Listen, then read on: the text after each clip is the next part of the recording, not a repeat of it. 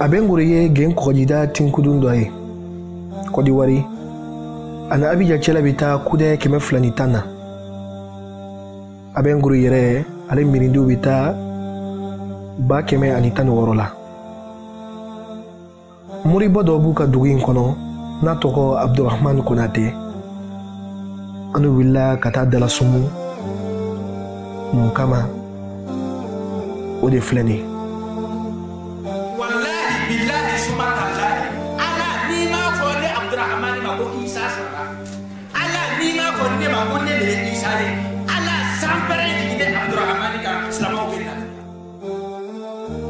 ala togola mahinala do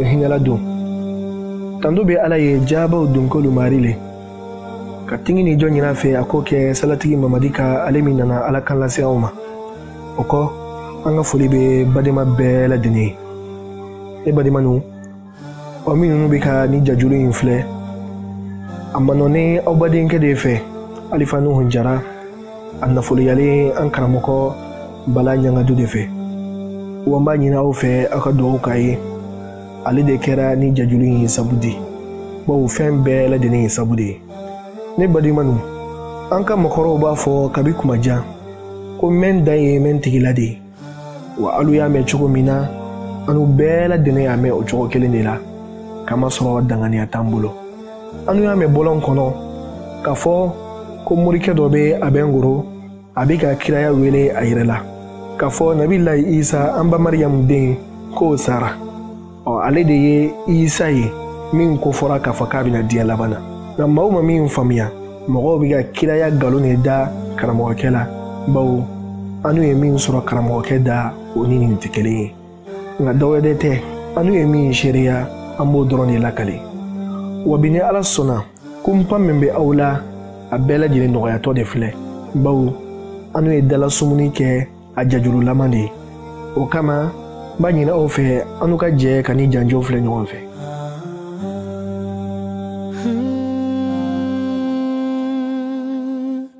Assalamu alaikum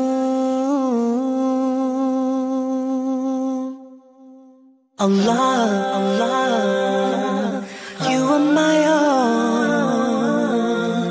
you are my love words can't describe my love for you. Allah, you are my Lord. All praises to your beauty and compassion. Allah, subhanahu wa ta'ala. Allah, I'm calling your name. Allah, I call you, I need you. Allahu Akbar. Allah, your mercy is great. Oh,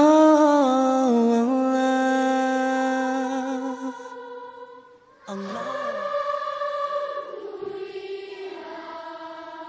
Tunya nyanyimi tita ko nyanyimi ko ni manya ki etu nyanyimi na de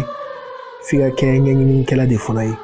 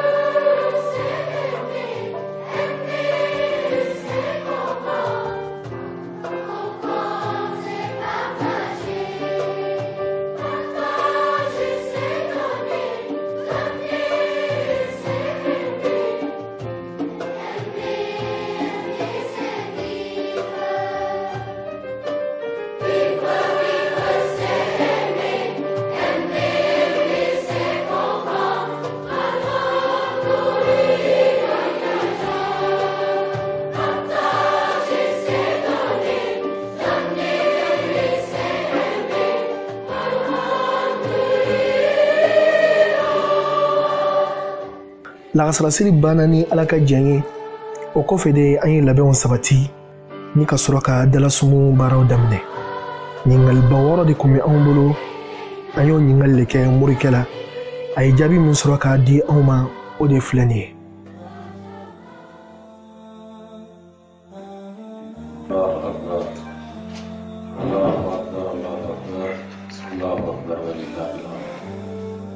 Assalamu alaikum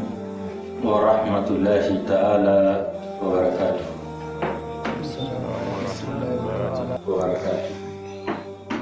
Waalaikum salam wa rahmatullahi wa barakatuh.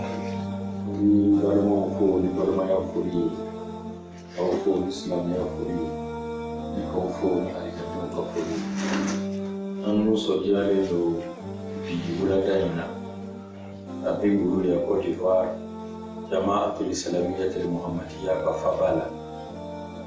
ni ko sababu yake wani tuna usoro lama apo Abidjan no nana oye masiki bariyame utumba fe ni kana ngali demani some ala donc on aussi de là ni ka beni le 25 6e mois 2018 ni Allah subhanahu wa ta'ala kaje amina mato yerebo uno fo yi jonyi uborami ko bisoro adi masima ni jabi min no yarama amino jabi ni Allah ta'ala kaje شيخ الفاضل تفضل مشكور.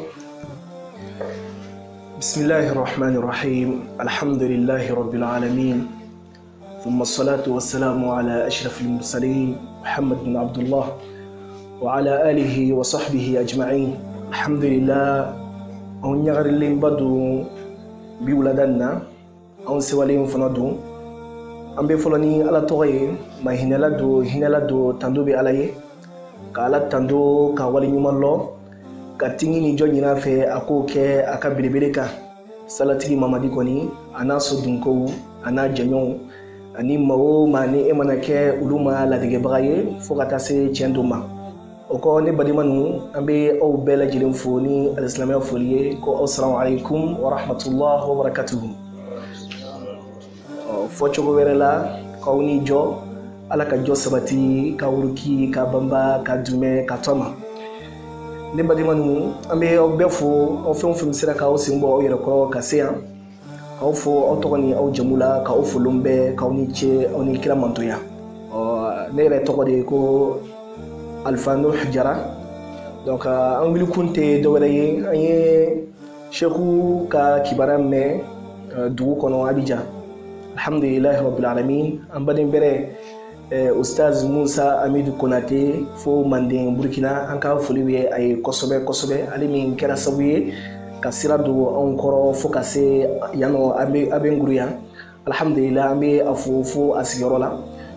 An ye kibaruya mɛn tuma min na, an kɔni ye ɲɛɲinikɛlaw de ye. An bɛ recherches kɛ, an bɛ kow sɔgɔbɛ. Donc n'i ye sira min sɔrɔ k'a fɔ k'a bɛ sɔrɔ a la, taa ɲini i k'a ɲɛdɔn mun de don. Wa dɔnni fana min cɛ ka ɲi a la i k'a mɛn a tigilamɔgɔ yɛrɛ da. Bamananw b'a fɔ ko mɛn dan ye mɛn tigila ye. Ni a fɔra ko masihiw de ko ten, i y'a dɔn o kɔni o mɛnna dɔ de da o. Nka n'i yɛrɛ wulila ka se masihiw yɛrɛ ma, ni min bɛ yen nɔ an ni a fɔ ɲɔgɔn ye an b'a minɛ ɲɔgɔn da. Donc o de ye anw se yan nɔ bi a bɛ nguru. An bɛ Sheikhu ni a jɛɲɔgɔn bɛɛ lajɛlen fo, kira mantonya la k'aw ni jɔ. Marhaba. Jazakumullahu khairan kasir. Yana nusul jara kosode. Donc siya ay akafaba afoko al-ahlan wasahlan wa marhaban bikum. Inshallah. Sisa ingali num bi goro ino ingali num bina fo d'abord bina kiri fo ko sisa kasoro ka kiri. Tayyib, alhamdulillah. An b'a fɔ ko kuma tɛ ban nka hakili bɛ a faamuya. Ni anw sigira k'an ka ɲininkali kɛ anw tɛna tila la fiyewu, nka bakuruba damadɔni bɛ anw bolo yan, ɲininkali 6 ɲɔgɔnna. Tuma dɔ la dɔ bɛna wolo min tɛ anw ka kɔgɛ kɔnɔna la yan, n'o ye an ka page kɔnɔna ye. Donc an b'o hakili ɲini kɛ. Donc ɲininkali min bɛ anw bolo yan, ɲininkali fɔlɔ o de ye Sheikhu yɛrɛ ye jɔn de ye? An b'a mɛn ko Abdurrahman Kudus Konate. jɔn de bɛ donc alhamdulillah ni a kun sera k'a yɛrɛ fɔ anw ye a bɛ di anw ye fo ka se a dan na ɲininkali filanan o la an bɛ shefu ɲininka an bɛ ka min mɛn dugu kɔnɔ k'a fɔ ko ale de ye masihul maw'ud k'a fɔ nabilahi isa wala an k'a fɔ isa min ko fɔra k'a fɔ diɲɛ laban na a bɛna na ko ni ale de bɛ donc dalilu min bɛ a bolo k'a fɔ ko ale de ye masihul maw'ud donc a bɛ o yira anw na inshallah ɲininkali sabanan o de ye ale yɛrɛ bɛ jɔyɔrɔ jumɛn de la ale bɛ jɔyɔrɔ jumɛn de la sisan ni masihu ko nana kɛ k'a fɔ awɔ yala sisan ale ye waliyu de ye wa wali nabiyu de don ciden de bɛ wali nabi ɲuman de don wali maaba de bɛ donc a bɛ o fana faranfasiya ye an bɛ se ka faamuya sɔrɔ o la cogo min na hakili bɛ a dɔnyɔrɔ sɔrɔ donc ɲininkali naaninan o de ye donc ni a nana kɛ k'a fɔ ko nabiyu don wali waliyu don wali rasulu don donc n'o y'a sɔrɔ wahyu bɛ jigin a kan o fana ye ɲininkali de ye yala wahyu bɛ jigin kan a bɛ jigin kan a bɛ jigin kan ɲɛ jumɛn de kan komi wahyu fana jigin cogo caman bɛ a la min tun bɛ ci kiraw ma sallallahu alaihi wasallam a jumɛn an b'a fɔ ala ka tingini jɔ bɛ u bɛɛ lajɛlen ye ɲininkali duurunan o de ye ale yɛrɛ min bɛ yan bi Sheikh Abdurrahman Kudus Konate yala mission jumɛn de bɛ a bolo ni sanbiri masa a y'o di a ma donc a ka o cɛri miridiw ma donc o mission ye min ye a bɛ a damaga o fana na ɲininkali wɔɔrɔnan o de ye ale yɛrɛ bɛ ka filɛli kɛ ka taa maa tɔw ma cogo di silamɛ tɔw e bɛ k'o filɛ ni ɲɛ jumɛn de ye yala min ninnu ma sɔn masihu ko ma olu b'i bolo ɲɛ jumɛn kan olu yɛrɛ fana bɛ minɛn jumɛn de kɔnɔ i bolo donc ne ye ɲininkaliba wɔɔrɔ ye min bɛ anw bolo ka tɛnku an ka shefu la an bɛ bonya ta k'a d'a kan donc hakɛto bɛ nin na sɔlala muhamad marhaba alhamdulillah an b'a fɔ sheikh salamu alaikum wa rahmatullahi donc an kɔni an y'i ko kɛ nka an b'i dɔn an y'i ko de mɛn nka an b'i dɔn an bɛ fɛ k'a dɔn Abdurrahman Kudus Konate jɔn de bɛ inshallah marhaba اللهم صل على محمد وعلى ال محمد كما صليت على ابراهيم وعلى ال ابراهيم انك حميد مجيد اللهم بارك على محمد وعلى ال محمد كما باركت على ابراهيم وعلى ال ابراهيم انك حميد مجيد الحمد لله رب العالمين يعني بنا افو جوني بي سوديا من بنا فمبو فنايرا sotiyalani au kajiri kau simbo kono kabo Abidjan pokana ya dundu tiang kitari tiang waritan fe fui fanyi kuma do me ambade doda amina kana sige kun ala kira ya ko jurna sallallahu alaihi wasallam kun suruha ka zaliman au mazlum ibade deme no batona hali nabi tunyokela ademe wi alakira nyinga sallallahu alaihi wasallam no ba tunyona amba deme amisibo fam me na le bi tunyokela bi deme tugodi iba deme ka bu akat filisiraka ni be deme dodi aw yire ka wuri kana ni ide ni be amfa yani amna soroka dadu ni bangebagaw bɔra Mali la n facɛ tɔgɔ Alhaji Ahmad Kudus Konate n bamuso tɔgɔ Fatima Baro anw bɔra dugu min na dugu dɔ bɛ ko Sukura a bɛ Moti mara de la ne yɛrɛ kɔni ne t'a yɔrɔ dɔn mɛ n tɔgɔ cɛlen de ye n ba kelen fa kelen ale ka siɲɛ hakɛ min kɛ a bɛ se siɲɛ 3 ni 4 na ba yɔrɔ dɔn min ye ne yɛrɛ wolosan ye n wolola 1950 donc o bɛ se ka fɔ ko samsiya la n san 60 ani san 8 an bɛ welela nin ye ala barika la ne wolola seeko min fɛ olu ka taasira ye silamɛya yɛrɛ ɲɛfɔli de ye o ye n bila kalan de la n'an b'a fɔ ko duguma kalan an ka duguma kalan ni an ka dɔɔnin kɛ o de la bon ka fiki yɛrɛ dana arsala la n ka tafsiri dana Jalalaini na ala nana to n nana kibariya sɔrɔ firikatu dɔ la n'a bɛ f'a ma ko firikatul ahmadiya i ma ɲininka o la mais n'i ko mɔgɔ ma dɔ fɔ i ka ɲɛnamaya la i bɛ fitinin fɔ a la ten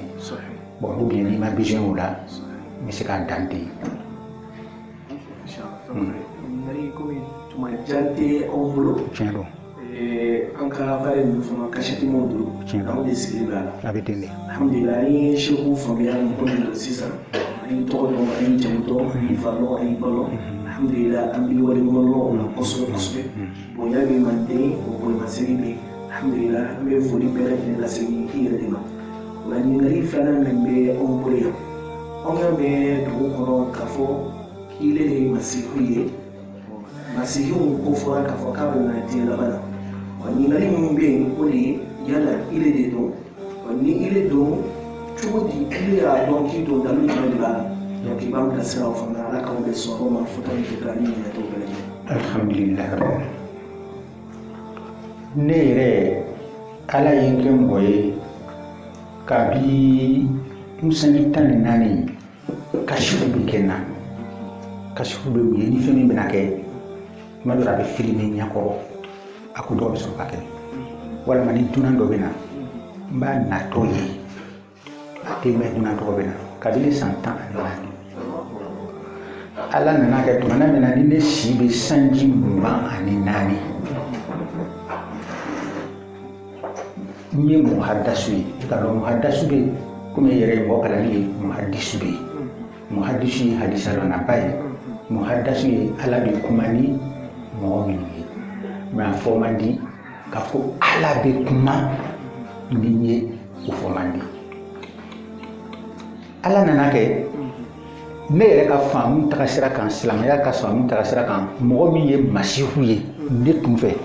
o de ye Gulam Ahmad Kadiyani ye ne lara ale ka masihuya de la n lala ale ka mahadiya de la n bɛ sɔn ka n kan don juru la ale ka mahadiya n'ale ka masihuya de kan fo ka taa ne si se sanji 32 n tun ye Amadiya de ye kabini san 23 komi n y'a f'i ye cogo min na n ko n ye muhadasu ye ala bɛ kuma nin ye o kuma ɲɔgɔnya in kɔnɔ ala ko ma ele le ye masihu ye Gulam ye mahadi ye o fɔra a bɛ ɲini k'an bana ni mɔgɔ wɛrɛ y'a fɔ yanni ne bɛna faamu a bɛ gɛlɛya ni mɔgɔ wɛrɛ de y'a fɔ ne ɲɛna Gulam ye mahadi de ye masihu tɛ ale ye ne tɛ se ka faamu mais a fɔra ne yɛrɛ de ɲɛna ele le ye masihu ye Gulam ye mahadi ye alors des fois bana bɛ mɔgɔ minɛ kunnawuli banaw bɛ yen sumaya bɛ mɔgɔ minɛ ko i bɛ mankan mɛn fo i b'i kasifu ye o bɛ kɛ mais ni nin façon kɛra mɔgɔ la i bɛ ala de wele ala ne bɛ kuma minnu mɛnna cogo di lo walahi bilahi summa tallahi n b'a mɛn ne ala de bɛ kuma nin ye ne ala de bɛ kuma nin ye kalo si mɔgɔ min sitana wulili i t'o lɔ i tɛ foyi lɔ i ma kalan foyi ni i ka lɔ des fois ananiya bɛ yen ni ko dɔ b'i kɔnɔ i bɛ siko a la ou bien a bɛ jouer i kan foyi tɛ ne kɔnɔ foyi n tɛ foyi lɔ un vagabond foyi lɔnni fitinin dɔrɔn n ka wele kɛ bi lɔnni n'i ko i b'a ne ka lɔnni suma ni bi lɔnni ye lɔnni don wa lɔnni tɛ yɛrɛ n b'a mɛn ne ala de bɛ kuma ye kuranna filɛ ka ɲɛ ele de ye masihu ye Gulam ye mahadi de ye hadisa filɛ bibulu filɛ mahadi Gulam yɛrɛ ka livre filɛ ka sɛgɛsɛgɛ ale ye mahadi de ye ele ye masihu de ye n'o tɛ foyi t'a to ne ka min ɲini ala fɛ n bɛ se ka sirifuw ye a bɛ fɔ mɔgɔ minnu ma ko ala kira denw n bɛ se k'u ye k'u lɔn k'u ka fani ko k'u ka fani pase k'u ka ji min fo ka taa sa ne ye nin bonya de ɲini ala fɛ k'a fɔ ko ne bɛ kɛ fɛn dɔ ye a tɛ n ka programme na mais ni ala ka fɛn min f'i ɲɛna ni ala ka fɛn min f'i ɲɛna i b'a fɔ de n ma se k'a ɲɛfɔ o y'a sɔrɔ n bɛ université la Ahmadiyyaw ka université la n si nana se sisan san 38 ala y'a kɛrɛkɛrɛ k'a fɔ ɲɛna tugun min fɔli ɲɛna a fɔ i ka dɔn fɛn dɔ bɛ yen a bɛ f'i ɲɛna mais a n'a lase kuma kelen tɛ a fɔ n bɛ nin fɔ cogo di n ka lɛtiri de sɛbɛn k'a ci an ka ɲɛmɔgɔ ma min bɛ Londres a tɔgɔ wolo na Tahir Ahmed ala ye min fɔ ɲɛna o le de ye Gulam ye Mahdi de ye ne de ye Masihu ye ale fɛ a y'a ta bana ye parce que a b'a lɔn ne ka yɛrɛ bonya ma se o la a y'a ta bana bunda de la u nana u ka sɛgɛsɛgɛliw fana kɛ sɛgɛsɛgɛli bɛ se ka kɛ banabagatɔ kan cogo o cogo a sɛgɛsɛgɛli bɛɛ kɛla ni appareil ye ni enquête ye ka n'a lɔn ko foyi den kelen tɛ na foyi dɔgɔtɔrɔ min ye sɛgɛsɛgɛ ale yɛrɛ ye yafa deli kɛ ko yafa deli ko tɛ ka mɔgɔ sɛgɛsɛgɛ k'a lɔn ni bana b'a la ni bana t'a la o ye kojugu de ye wa o tɛ kojugu ye o yafa deli ko tɛ sisan kibaruyaw taara ka taa d'a ma ko bana foyi t'a la a b'a ka décision de kan ale sɔrɔla ka lɛtiri sɛbɛn ka na an k'i ka kuma faamu Masihu ka ca e fana ye Masihu dɔ ye mais Gulam de ye Mahdi ye ale de ye Masihu ye an ka baara kɛ ɲɔgɔn fɛ n ko ne ma na Ahmadiyya la baara kama ne nana ala ko lo bɛ ni hɛrɛ lo an b'a hɛrɛ kɛ ni sɛgɛn lo ni saya lo ne nana tiɲɛ de kama tiɲɛ de bɛ yen nana mais k'a lɔn ko fɛn dɔ duguni bɛ ne m'o lɔn o ko donc n'i bɛna na lɔn i ka Masihuya kan n'i bɛna lɔn a kan donc à partir d'aujourd'hui i tɛ Ahmadiyya ye i tɛ imami ye tugun i tɛ missionnaire ye n ko hali ni fɛn bɛ yen min ka jugu n'o ye n ka si ala ko n ma a fɔ n'o tɛ ne bɛ se ka mun de fɔ k'a yira k'a fɔ ko ne ye Masihu ye parce que n ka bon ou bien n ye Masihu ye parce que n ka jan ou bien n ye Masihu ye parce que n kalanna ou bien n ye Masihu ye parce que ni n bɛ se ka mun de fɔ n bɛ se ka n kali min kan n bɛ se ka min fɔ ala de ko n ma ele de ye Masihu ye ni n taara hadisaw fana filɛ Masihu ka kan ka bɔ yɔrɔ minnu na sɛbɛnliw la a ka kan ka jigin yɔrɔ min na a ka kan ka baara min kɛ ala subhanahu wa ta'ala y'a bɛɛ yira n na ka nɔgɔ bɔ a la n y'a fɔ kabi Muhamadiya daminɛ kabi n si bɛ san 40 n y'a fɔ ala k'a bɛɛ kɛ fɛn kelen fana bɛ yen mɔgɔ tɛ se ka kɛ mɔgɔ seeri ye ni ne ko ala bɛ kuma n fɛ nin ye n seeri ye nin bɛ se ka kɛ o seeri ye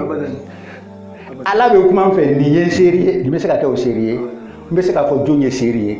ala bɛ n seeri ye ale de bɛ kuma n fɛ n bɛ n kali ale yɛrɛ de la n'ale tɛ kuma n fɛ a ye fɛn min fɔ kuranna na ale yɛrɛ ka kuma a y'a ka kumakan a y'a wale walaw takawwala alayna ba'da al-aqawili la akhazna minhu bil yamini summa lakata'na minhu al-watini fama minkum min ahadin anhu hajizin ni mɔgɔ min ye kalon tigɛ ka lande la ala ko di karamɔgɔ kan tɛ hadisa kan tɛ walidu dɔ ka kuma tɛ ala ko ni mɔgɔ min ye kalon tigɛ ka lande la ka kuma dɔ fɔ ko ne ko ten ka sɔrɔ ne m'a fɔ a ɲɛna n b'a faga